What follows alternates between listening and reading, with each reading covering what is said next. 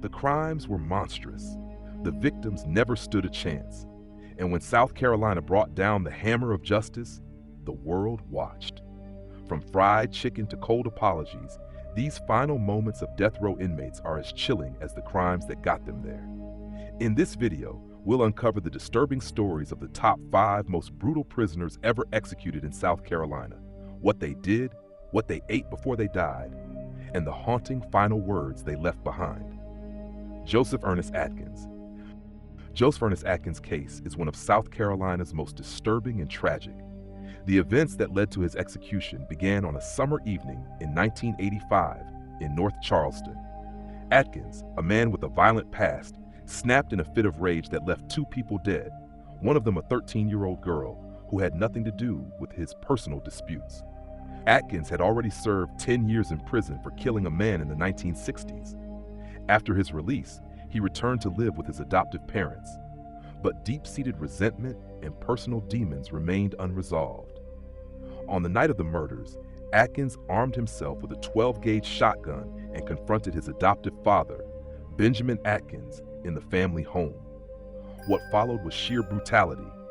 He shot the elderly man multiple times, killing him instantly. But Atkins didn't stop there. After murdering his father, he stepped outside and walked to the home of his neighbors, the Salters. For reasons never fully understood, he aimed his shotgun at 13-year-old Karen Patterson, who was sleeping in her bed, and pulled the trigger. The blast tore through the young girl, killing her instantly. Her death shocked the entire community, not only because of her age, but because of the sheer randomness of it. She was innocent. She had done nothing but live next door to the wrong man. Following the killings, Atkins fled but was soon apprehended. During the trial, prosecutors described the crime as cold, calculated, and remorseless. The jury agreed.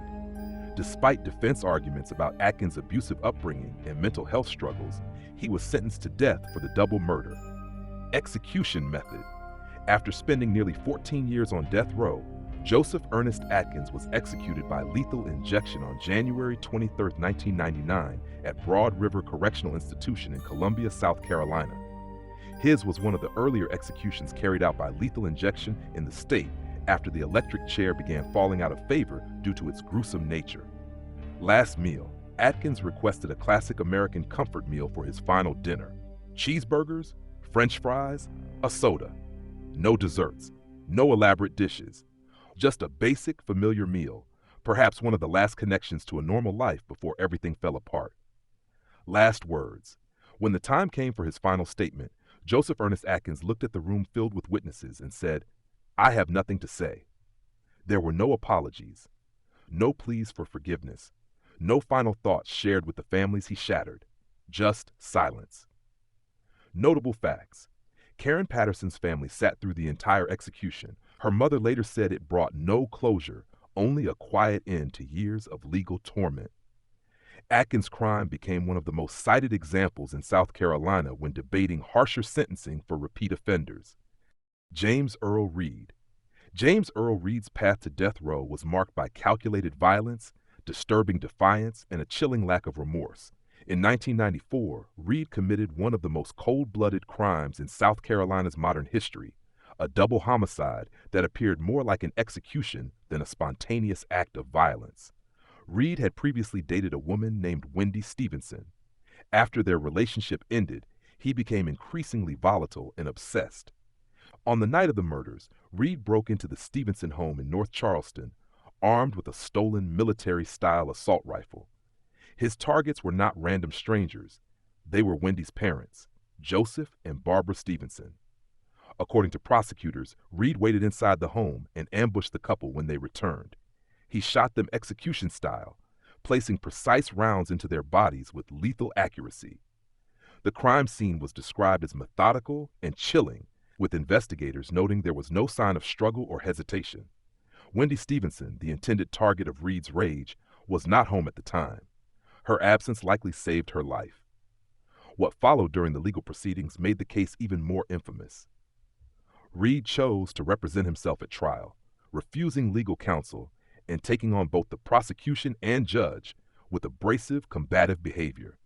He denied responsibility, refused to cooperate with procedural matters, and used his time in court to lash out rather than defend himself meaningfully.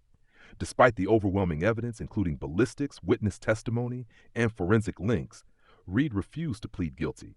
The jury took only a short time to return with a verdict: guilty, followed by a unanimous death sentence. Execution method.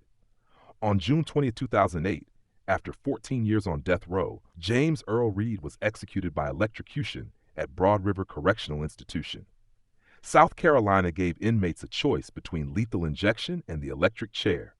Reed refused lethal injection, explicitly requesting electrocution instead, a decision that drew significant public attention and criticism. It was the first execution by electric chair in South Carolina in 4 years, and one of the last before the method became increasingly rare. Last meal. Reed declined the option of a special final meal. Instead, he was served the standard prison dinner, which reportedly included baked chicken, white bread, mixed vegetables, rice, tea. He made no comment about the food, consistent with his silent stance in his final days. Last words. When asked if he had any final statement, James Earl Reed replied, "I have no last statement." He then remained completely silent as the execution team strapped him into the electric chair. Witnesses reported that he never looked at the victim's family and showed no sign of emotion. His eyes remained fixed forward as the switch was thrown. Notable facts. Reed's decision to represent himself at trial is often cited in discussions about competency and legal ethics in capital cases. His execution reignited debates about the electric chair, particularly its potential for pain and the optics of such a graphic method of execution in the 21st century. Richard Longworth. Richard Longworth's case is a stark example of a burglary that turned into a double homicide so savage it shocked even seasoned law enforcement officers. In 1985, Longworth and an accomplice, driven by drugs and desperation, targeted the home of Mr. and Mrs. Harold and Louise Barnwell, an elderly couple living in the quiet community of Rock Hill, South Carolina. The two men believed the Barnwells, both in their late 70s, kept money or valuables inside their modest home. But instead of fleeing when it became clear there was little to steal, Longworth and his accomplice chose violence. What happened next was described by investigators as relentless and sadistic. The couple was tied up and beaten with household objects, then strangled to death, one after the other. Autopsy reports revealed multiple blunt force injuries and signs that the couple may have been tortured before their deaths. There was no mercy, no hesitation, only brutality. After the murders, the house was ransacked, and the perpetrators left behind a chaotic crime scene soaked in blood and sorrow. The brutality was senseless, especially considering the fact that the couple had almost nothing of value. Police tracked Longworth down through stolen property and witness statements. He was arrested within days, and during questioning, he gave conflicting accounts, at times blaming his partner, at other times admitting full responsibility. Ultimately, the jury found overwhelming evidence of intent and participation, and Longworth was sentenced to death in 1986. Execution method. After a decade on death row, Richard Longworth was executed by lethal injection on April 12, 1996, at Broad River Correctional Institution. It was a relatively calm execution, with no legal delays or last-minute appeals. Longworth reportedly accepted his fate without protest. Last meal. In his final hours, Longworth requested a meal that reflected simple Southern tastes: fried fish, hush puppies, sweet tea.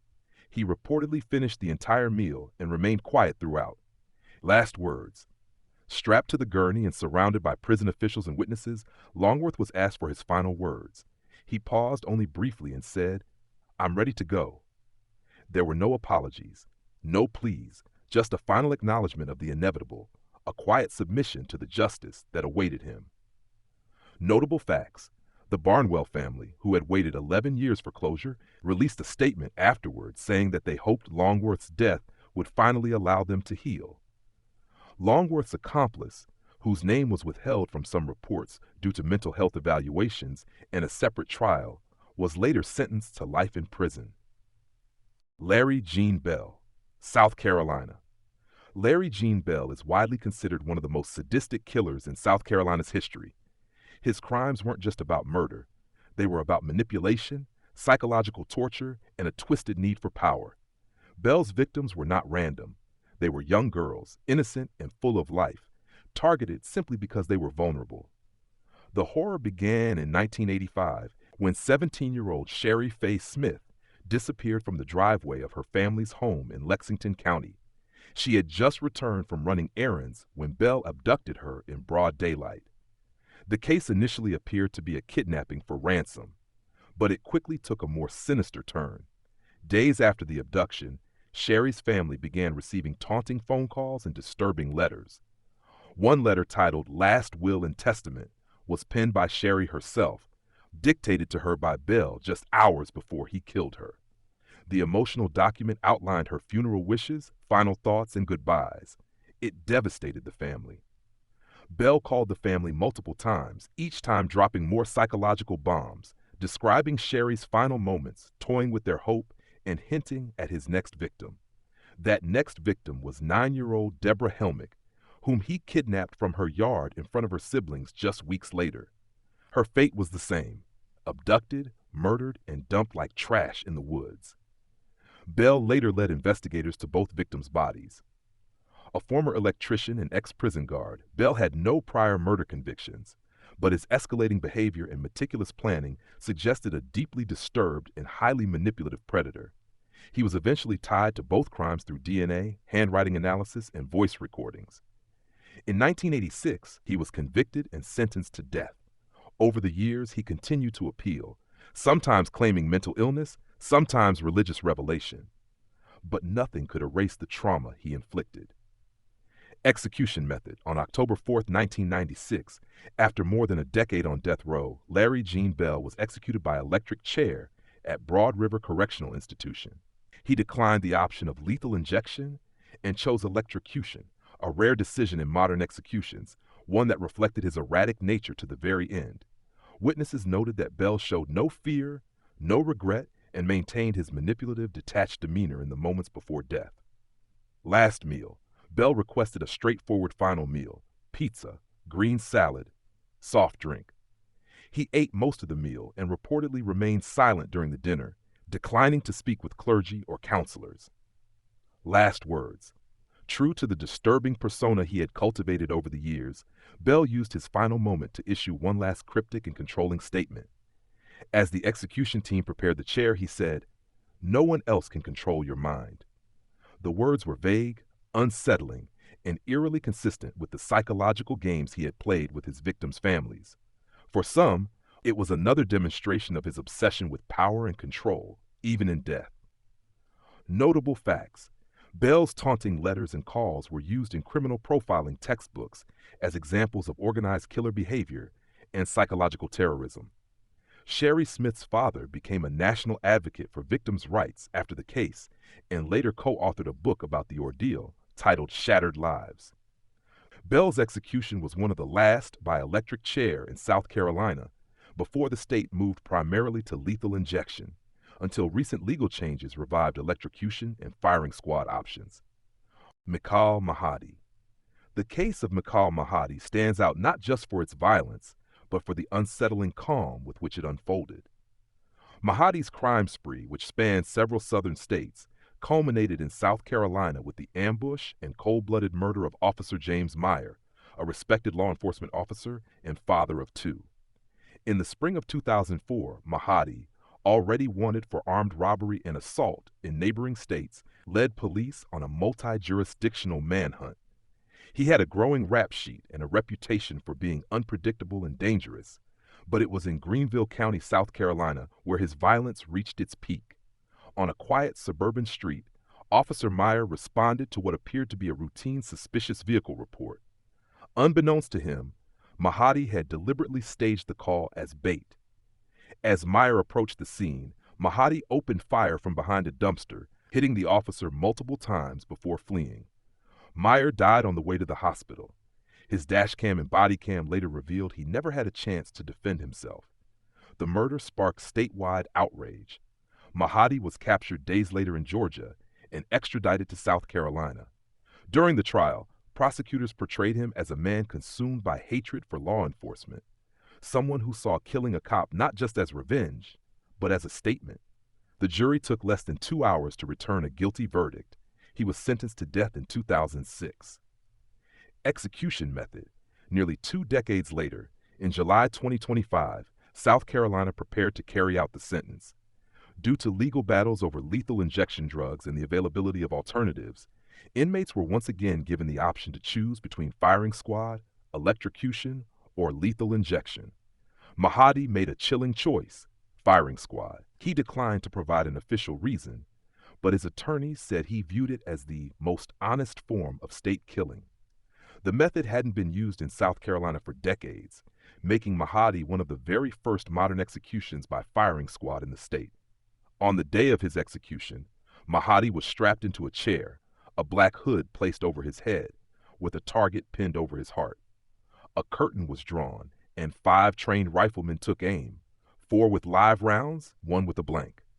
Last meal. Mahdi refused to disclose any special last meal request.